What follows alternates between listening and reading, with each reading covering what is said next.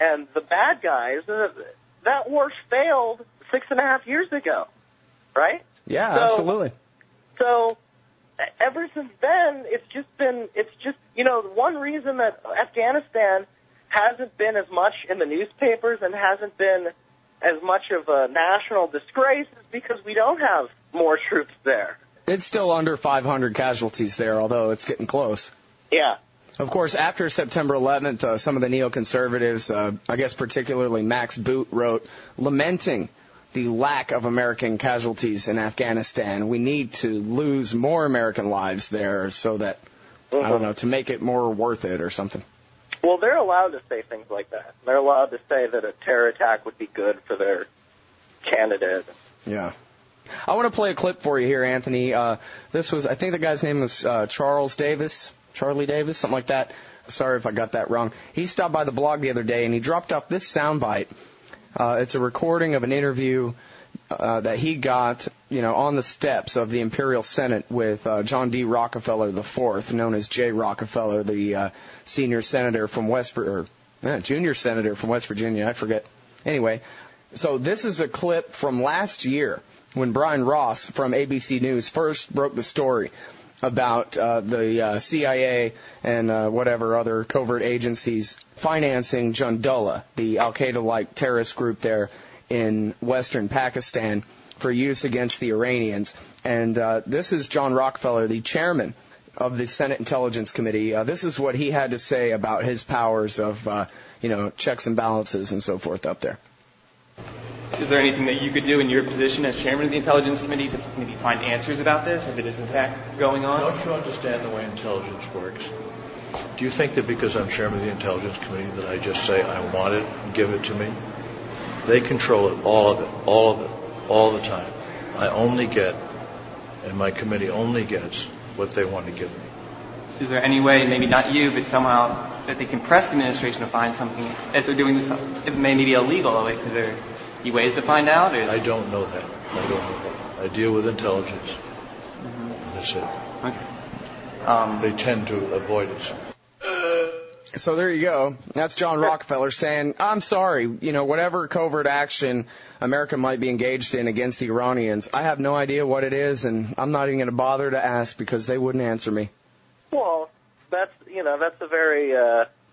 pretty humble, isn't it? He says that he has no power. He can't even try to subpoena them or anything. Yeah, it shows a lot of character on his part, right? Yeah. Well, it'd be one thing if these Democrats tried even the least bit. But they don't even try the least bit. And they're shameless in lying and distorting why it is that they're not doing anything. Because when liberals talk about the Bush administration, a large part of the time, maybe the vast majority of the time, I agree when they talk about how lawless it is, it's become fascist, it's become totalitarian. But then the Democrats go up there and rubber stamp it, and it's all politics. Or, well, we need to get this housing act, or we need to get elected. But if it's really fascist and totalitarian and all this stuff that they say, why not hold the Democrats to the same standard? I mean, you don't bargain with the Gestapo to get a higher minimum wage. Yeah, right? Well, I wish more people would take that point of view. And, speaking of what bloody-handed monsters these Democrats actually are, let's remember that the Democrats, the leadership, the Gang of Eight or whatever they call it, even when they were in the minority position in the House and the Senate, they were all read in on the torture program. Nancy Pelosi knew all along that George Bush was torturing people and didn't do a thing about it. Mm-hmm. No, and I don't think they want to run on civil liberties too much either. They'll do it a little bit, but they don't want to run on it because then they might be held to it, at least somewhat. Yeah, that and look weak on terrorism.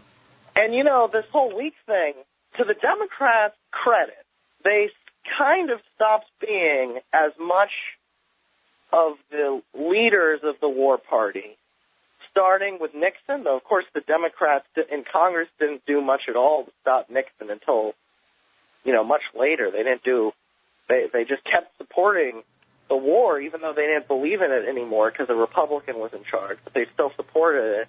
But, you know, the Democrats have been kind of not the way they used to be. And there was a time in 04 or 05 when Bush gave his second inaugural address, and he talked about how America used to be, you know, this great leader in the world, and we're doing this again, just like World War I, World War II, and the Cold War.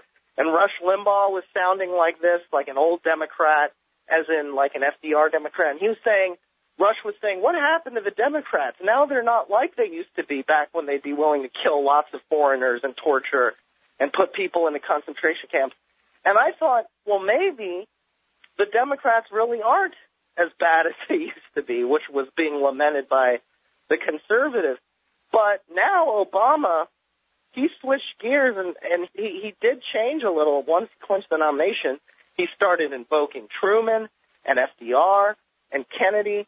You know, he invoked the people who gave us the Cold War, who created nuclear weapons and nuclear warfare, dropped nuclear weapons on civilians, terror bombed multiple countries, and created the permanent military-industrial complex and U.S. global empire. And this is supposedly what we want to go back to. We never really left it. And you look at the people he's surrounded with, like Brzezinski and Albright, and these are the people whose policies led to 9/11. It was the interventionism before Bush that led to the blowback. And this is not a golden era that to reclaim at all. They think that the biggest problem with Bush is he's been bad PR for the empire. And that's a frightening thought. Yeah, you know, I totally agree with you about that. The idea that, you know, what we need to do really to look strong is to invoke Truman, who was, you know, the bloody-handed butcher. Hey, for the people who never heard of it, why don't you tell the people about Operation Keel Haul there, Anthony? Well, during Yalta, when FDR and Churchill and Stalin were discussing basically how to carve up Europe, and there were discussions then and later on Asia too, but there was an agreement made around that time to repatriate people to their countries of origin. Now, in the case of POWs who should have been in Britain or in America, but they were caught somewhere in the middle of Eastern Europe, they did want to be repatriated. But a lot of POWs and a lot of refugees and a lot of people who had been dissidents and had escaped by the skin of their teeth from Stalin's regime, they weren't so happy about being returned. And Operation Keel Haul was a Allied effort at the close of the war with Churchill, and it was Truman by the time, because FDR died. So Truman took over, and what they did was they rounded up people all over the world. There were some in the U.S., there were some in Australia, and they were throughout Eastern Europe, and they rounded these people up at gunpoint in many cases, or they tricked them, and they put them on boxcars and on ships, and they sent them back to Stalin. And the exact number isn't known. The estimates range, 1 million, 2 million. But we're talking about lots of people who were forcibly repatriated back to Stalin and who were worked to death or just shot or disappeared. And this is the kind of compromise we expect from the Democrats, a compromise with the biggest butcher in world history to send him more people to butcher. And, this is Truman's legacy began with this kind of stuff and with Hiroshima and Nagasaki.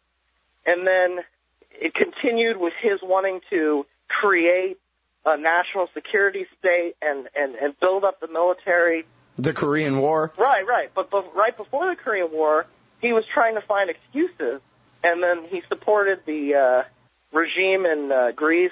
And he's the one who, after major wars, usually the U.S. had kind of stopped going to war as much and had been kind of sick of it. And Americans were sick of it, but Truman kept it up. He started his term and won with a big bang, and he ended it with another war that killed, probably 1 million civilians or more with strategic bombing. And this is another thing the Democrats tend to like, is bombing people.